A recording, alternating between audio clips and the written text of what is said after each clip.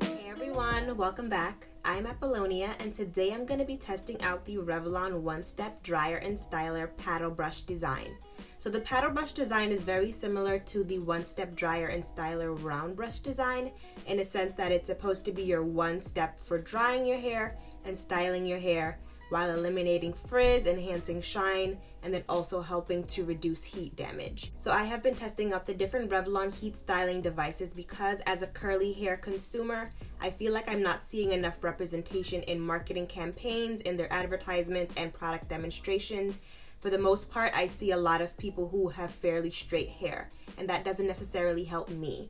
Other people who are looking to purchase these devices, specifically right now, I'm talking about heat styling tools. If you're not seeing someone who is represented who looks like you or has your same hair texture, it kind of makes it hard to decipher if you're making a sound investment, whether it's $50 or $250. You want to know that you're putting your money towards something that is actually going to help you. So far, I have tried out 2 different Revlon devices. I have tried the round brush one-step dryer and styler, and I have also tried the 4-piece hot air kit from Revlon. So today I want to try out the paddle brush design.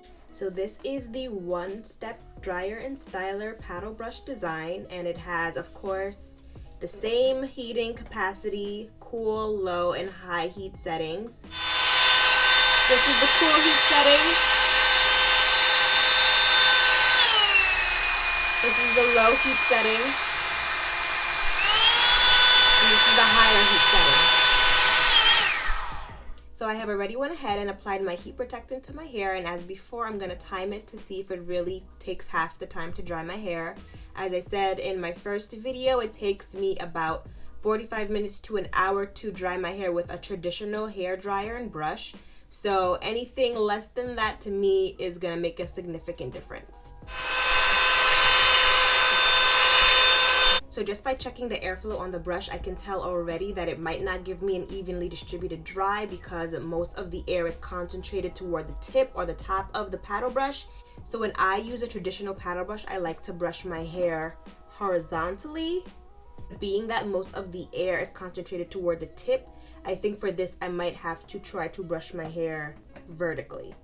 So let's see how that works. So on the box it says that these bristles are supposed to be good for detangling the hair, but I'm not gonna 100% trust that, so I have already pre-detangled this section to make sure that my hair doesn't get tangled in the bristles. So I'm gonna start my timer now.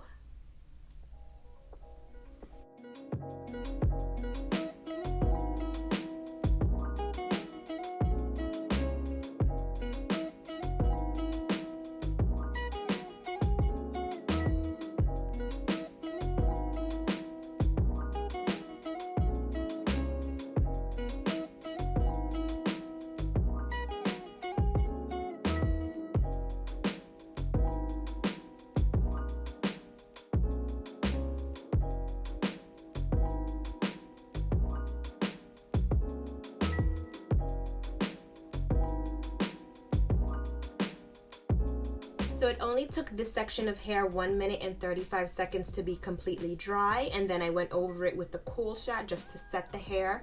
And you saw that the bristles went through my hair very easily, which is amazing. It didn't get stuck like the round brush bristles. So let's continue and see how long it takes for me to dry this entire half of my head.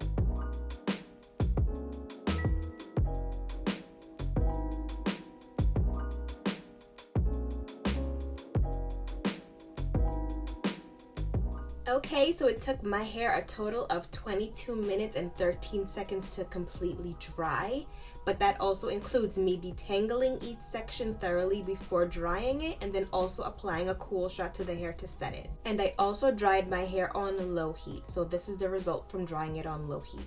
If you're someone who likes to dry their hair on high heat, your result is going to be different than mine. I don't generally use high heat when I'm drying my hair, and that's okay. Everyone's result is going to be different depending on their hair type, their texture, and the way that they style. So now I'm going to continue with drying the second half of my hair.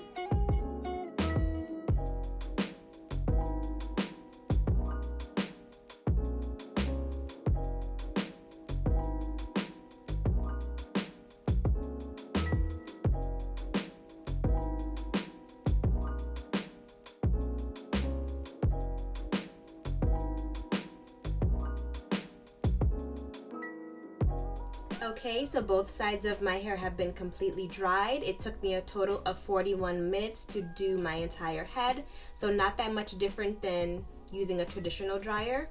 So for this, I like the way that the paddle brush is easy to maneuver. It's much easier for me than using the round brush, because when I tried to roll my hair in it, my hair got caught. This is really simple. You just brush downward to create a straight effect. But this is generally how my hair looks after blow drying it, and I've been to a lot of different hair salons. I have been to Dry Bar, I have been to Dominican hair salons, I have also been to black hair salons, and typically this is not the last step. After blow drying, they always go ahead and silk press my hair or use a flat iron to continue to straighten my hair more than this. So it's not that I'm using the tool wrong, it's just that my specific hair texture needs additional processing in order to get it completely straight, and that's okay. Different hair textures need different types of processing in order to convert it either to straight or curly or whatever it is that you're trying to do with your hair. Between the three Revlon stylers that I used, I would have to say that the paddle brush would probably be my favorite, just simply because it's just easier for me to use for drying, since this is not, of course, my last step, and out of the three, none of them were my last step. I would always have to use my flat iron afterward, but just for the sake of me having to just dry my hair, I would use the paddle brush more often than I would use the other two. And that, of course, would be if I'm looking to replace my traditional blow dryer.